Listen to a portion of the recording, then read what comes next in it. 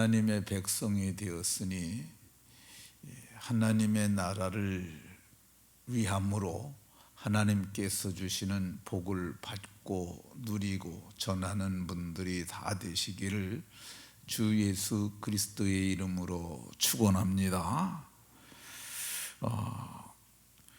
하나님 나라를 위하여 일하는 자들을 위해서 하나님께서는 복을 주시는데 그 첫 번째가 하나님의 나라에 들어가는 복입니다.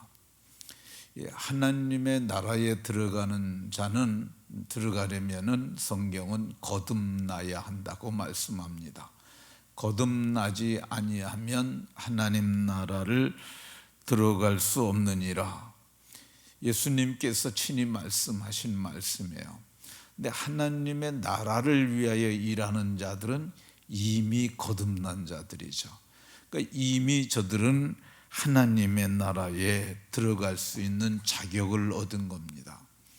그러면 하나님의 나라를 언제 가느냐? 언제 들어가느냐?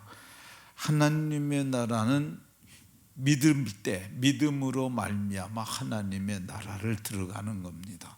아니, 내가 이 땅에 살고 있는데 무슨 하나님의 나라를 들어갔느냐?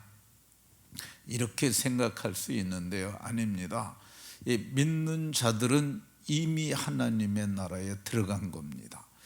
바울 사도께서는 이 세상에 살고 있으면서 우리의 시민권은 하늘에 있는지라 거기로부터 구원하는 자 그리스도를 기다리노니 이렇게 말씀합니다.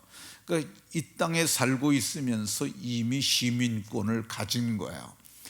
당시의 세계 최고 시민은 로마입니다. 이 로마는 어느 정도로 그 시민권이 귀한 것이냐 하면은 이 로마시에 살고 있는 그 사람들 가운데는 노예가 더 많았다고 그럽니다. 그러니까 그 사람들은 이 권위 있는 사람들이고 권리를 가진 사람들이고 당시로서는 최고의 존재예요.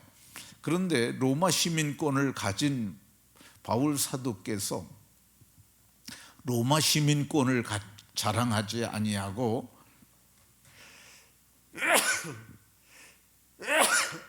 죄송합니다. 로마의 시민권을 자랑하지 아니하고 바울 사도께서는 하늘나라의 시민된 내가 시민권을 가지고 있다 그러면서, 근데 당시 그리스도인들 중에는 로마의 시민권을 가진 사람은 거의 없었고 모두가 그 어려운 분들이 많이 있었던 것 같아요.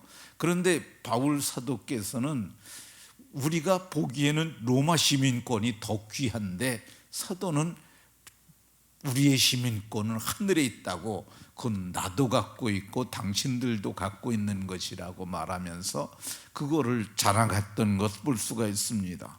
그러니까 우리는 시민권을 가져서 이미 들어갔어요.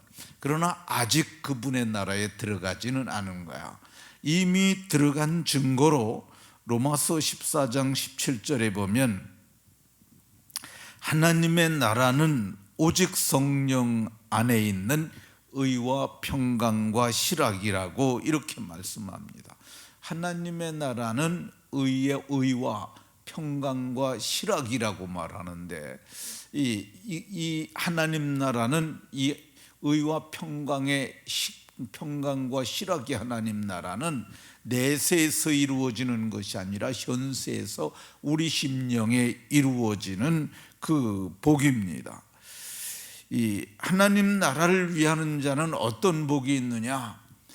이 고린도전서 4장 20절에서 바울 사도께서 하나님 나라는 말에 있지 않고 오직 능력에 있다고 말하고 있습니다. 이 말씀은 하나님 나라의 시민권을 얻고 그 심령의 의와 평강의 실학의 복을 이미 임한 사람들은 능력을 행할 수 있음을 말씀합니다. 그러니까 능력을 어떻게 행하느냐? 우리에게 주신 믿음으로 행하고요. 그 믿음으로 놀라운 일을 행함을 성경이 말씀합니다. 뿐만 아닙니다. 그리스도께서 우리에게 주신 그분의 이름입니다. 그분의 이름에 권세가 있어요. 내 이름으로 귀신을 쫓아내며 병을 고치라고 그랬어요. 그러니까 우리가 예수의 이름을 가지고 병을 고치고 귀신을 쫓아내며 하나님 나라의 능력을 나타내며 능력을 증언하며 능력 있게 살아갈 수 있는데 이것이 복이 아닙니까? 그렇잖아요. 세상 사람들이 어떤 사람이 그런 능력을 가졌습니까? 대통령이라고 해도 귀신을 쫓아낼 수 있겠습니까?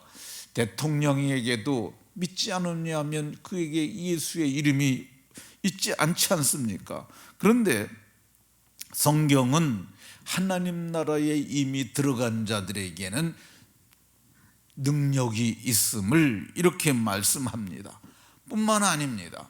하나님 나라에 들어가게, 하나님 나라를 위하여 하나님 나라에 들어갈 의와 평강과 실학이 이 땅에서 이루어지고 능력을 행하는 자들은 하나님 나라에 합당한 자로 여김을 받게 된다고 데살로니가후서 1장 5절에서 하나님 나라에 합당한 자로 여김을 받게 하려 함이니 이렇게 말씀합니다. 하나님 나라에 합당한 자로 여김을 받고 살아요. 근데 지금 여기 이 새벽에 나오신 분들은 새벽에 나오신 그것만 해도 하나님 나라에 합당의 여김을 받은 자들이죠. 여기 이 새벽을 깨우고 나온다는 것이 이게 쉬운 겁니까? 그런데 이 일을 하시잖아요. 이게 하나님 나라의 합당의 여김을 받는 증거 중에 중차대한 것 중에 하나라고 생각을 합니다. 사도께서는 하나님 나라에 들어가기 합당하게 여김을 받은 자들은 위로받는 복이 있다고 말씀합니다. 오늘 본문에 그러잖아요. 하나님 나라를 위하여 일하는 자들이 내게 위로가 되었느니라. 나의 위로가 되었다고 이렇게 말씀합니다. 그러므로 사도는 너희가 서로 위로하라고 또 말씀합니다. 그러니까 이 데살로니가후서 4장 18절에 이러한 말로 서로 위로하라 그랬는데 서로가 위로하는 거야. 위로하고 서로를 세우는 거죠. 최근에 이제 그 하나님 나라에 들어간 이미 들어간 그 송형근 집사가 있습니다. 이 송형근 집사가 많은 사람들의 위로를 받고 갔다고 저는 생각을 해요. 그 사람이 이제 아파서 몸져 눕게 되니까 많은 분들이 전화도 하고 찾아가기도 하고 그러고서 했어요. 근데 그 몸이 많이 안 좋아지니까 우리가 다 그러잖아요. 여러 말로 힘내라 그러고 기도해 준다 그러고 함께 기도하자 그러고 그렇게 했어요. 근데 그 말이 그에게 저는 위로가 됐으리라고 생각합니다. 그럼 제일 그 송형근 집사에게 기억이 되는 말이 제가 기억하고 있는 말이 그 별세하기 한 3일 전쯤에 제가 통화를 했어요. 좀 어때요? 라고 물었더니 목사님 의사들이 힘들대요. 그 의사들이 힘들다 그러고 그래서 그러면 어떻게 해? 그랬더니 항암 치료 같은 거 할 필요 없대요. 야 그러면 어떡하냐? 그랬더니 송 집사가 제게 말하기를 이제는 하나님께로 가야지요. 근데 그 말이 제가 이렇게 어감이라는 게 있잖아요. 말을 들을 때 그게 절망이라기보다 절망적인 이제는 죽어야죠. 그러면 그 절망이 될 텐데 이제는 하나님께로 가야지요라고 새 소망을 갖더라고요. 그러면서 그 하나님께로 가야지요 말하는데 그게 모든 부담감을 다 떨쳐낸 아주 가벼운 말이에요.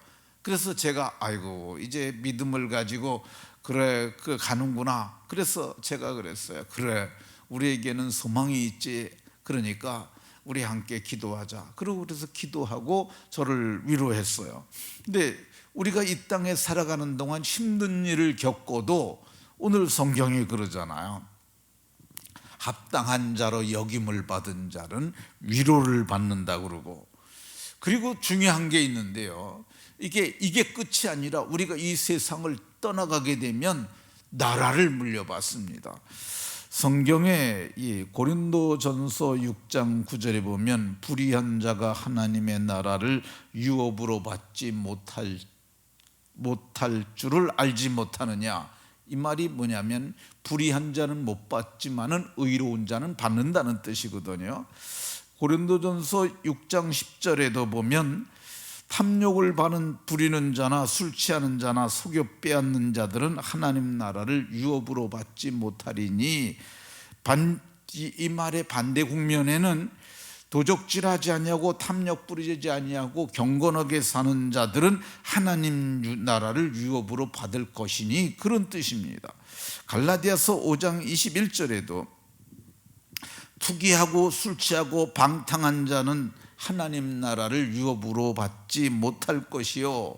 이 말의 반대 국면에는 술 안 먹고 방탕하지 아니하고 가정을 귀히 여기고 경건하게 사는 자들은 하나님 나라를 유업으로 받을 것이요, 이런 뜻이고요. 에베소 5장 5절에는 우상 숭배자는 다 그리스도와 하나님 나라에서 기업을 얻지 못하리니, 우상을 섬기지 않고 오로지 하나님만 섬기는 자는 하나님 나라에서 기업을 얻으리니, 이렇게 말씀합니다. 그러면 누가 그 기업을 얻겠어요?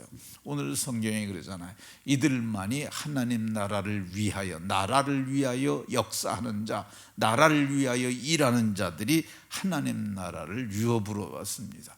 그게 누굽니까? 그게 저입니다. 저만 그렇습니까? 여러분들도 다 하나님 나라를 위하여 역사하는 분들입니까? 분들이 아닙니까? 그러니까 우리에게는 이 보상이 있는데, 그 보상이 조금이 아니고 어마어마한 거, 나라를 물려받습니다. 그 나라가 우리의 것입니다. 나라에서 보상받을 것 생각하면서 오늘도 믿음으로 살아가는 복된 분들이 다 되시기를 예수 그리스도의 이름으로 축원합니다.